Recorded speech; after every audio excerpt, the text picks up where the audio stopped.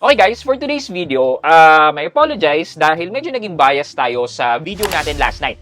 Because it's all about Maribang naman kasi. So now, sabi ko naman doon, Tomorrow naman magiging bias naman tayo kay Maya. in this video, pag-uusapan naman natin yung mga alas ni Maya towards Maribang. Yung tipong si Maya lang ang merong ganung features and kapag kailangan mo itong features na to, malamang sa malamang mag-e-enjoy ka sa paggamit ni Maya. So samahan niyo ako, pag-usapan natin, how will Maya maintain its number 1 position. Samahan niyo ako, sit back and let's discuss coming right up.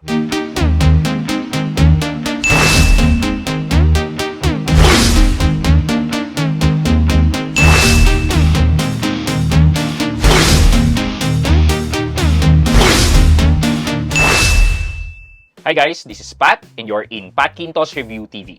So if you're new here in my channel, I do reviews about personal finance na meron akong experience or meron na akong knowledge na ginawang kaninang videos and playlists na makikita nyo dito sa taas. At kung bago kayo dito sa channel ko, you may want to consider subscribing to my channel.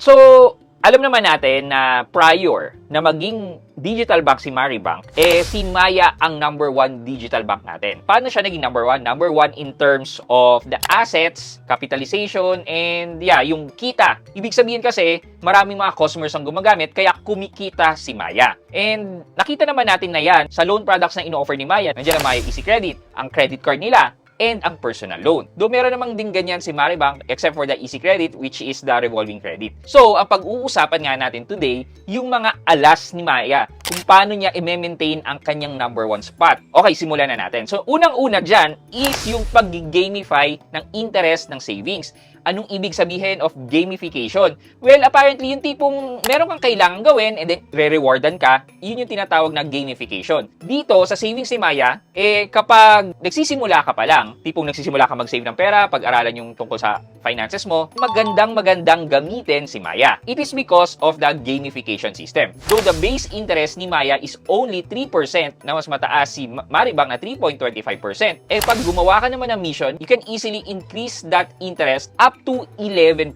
Actually nga, as long as napapataas nyo ang inyong Maya XP, meron na kayo kagad na additional interest. Katulad po ng sa akin, may additional 0.5 ako, so parang lumalabas na 3.5. Though yung 0.5 na yan, galing from the Maya XP is only up to 100,000 pesos na savings deposit. Kapag gumawa ka ng mission, up to 11% or even 15% sa mga new user, kayang-kaya nyong ma-achieve yan. Marami dyan sa inyo na nagbabayad ng bills, di ba? That would add up dun sa spending requirements na kailangan para ma-meet nyo yung certain percentage. Apart from that, tinatawag na workaround ng mga tao na ginagamit ang Grab, ang Lazada, para mapa-increase ang kanilang interest. But, all I can say about it is do it at your own risk. So, kung i-compare natin yan sa Maribang for 100,000 and below, talagang tataob si Maribang. Lalo na kung gumagawa ka talaga ng mission. This would just show yung intention ni Maya talaga na i-engage tayong mga customer nila, yung mga nagsisimula pa lang magbangko, maglagay ng pera, para mag-ipon sa kanila. Okay, number 2. Well, I have to give props to Maya about this. Ito yung kanilang Maya Time Deposit Plus. Ano naman tong feature na to? Well, normal time deposit, di ba?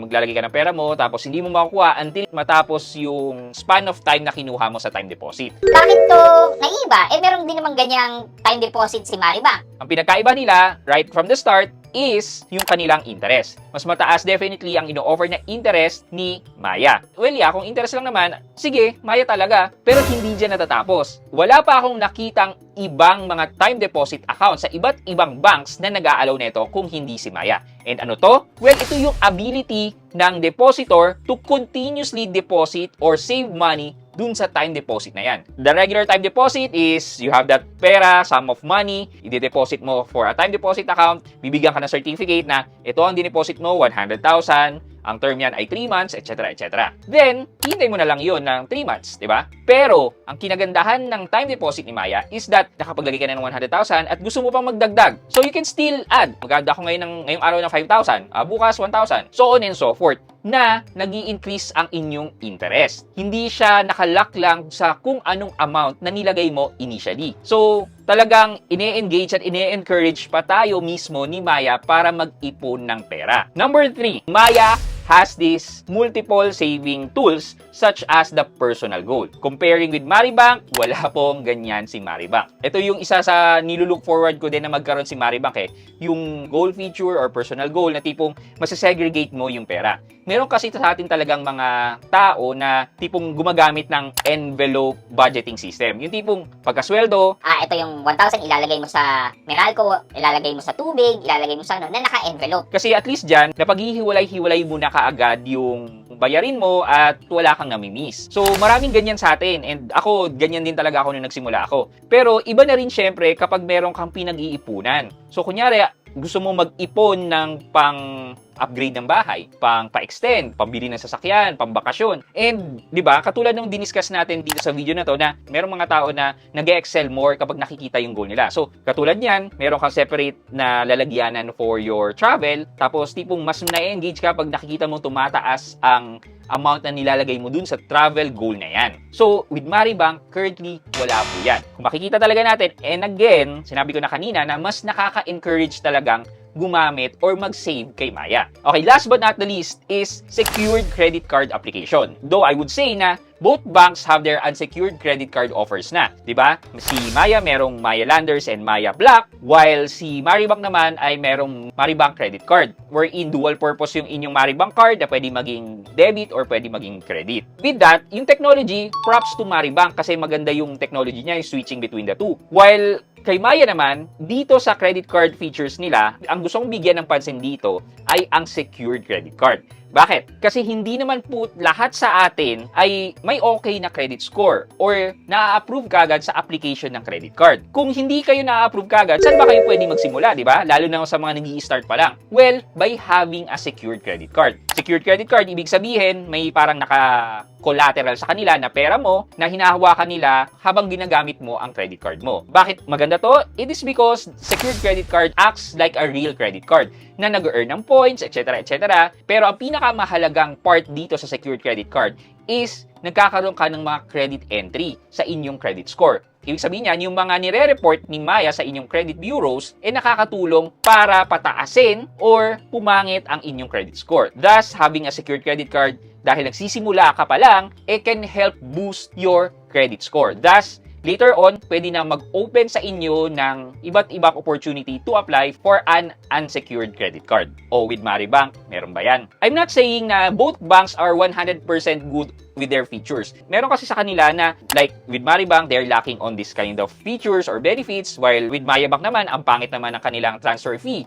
Di ba? Like, 10 pesos pa rin ang transfer fee nila, kahit na si Palawan Pay as e-wallet, nagbaba na sa 5 pesos. Now is a good opportunity for Mayabank to lower their transfer fee to at least 5 pesos para meron pa rin silang upper hand versus GCash. Given yesterday and today, sino ba talaga magiging number 1? Again, meron ng personal bias. My personal bias is towards with Maribank. But in terms of your preference naman, I would say na hindi naman masama talaga na pagsamahin or paghalu-haluin yung paggamit natin ng digital box na yan. So, we need to examine ourselves kung ano ba yung features na kailangan natin. And with that, then use the banks that are best for you.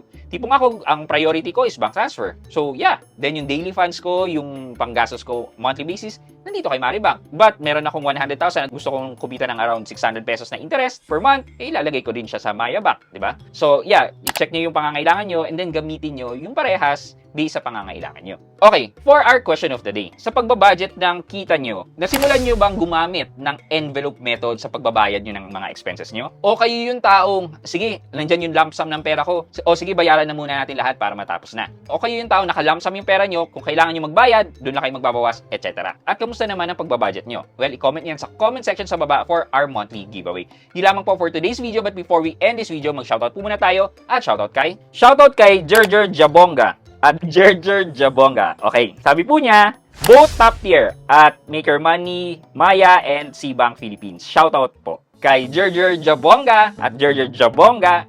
Shoutout po sa inyo. And thank you so much po for watching and supporting my videos. Maraming salamat po.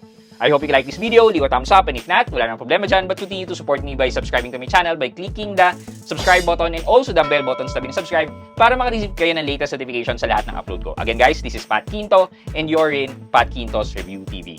Bye-bye!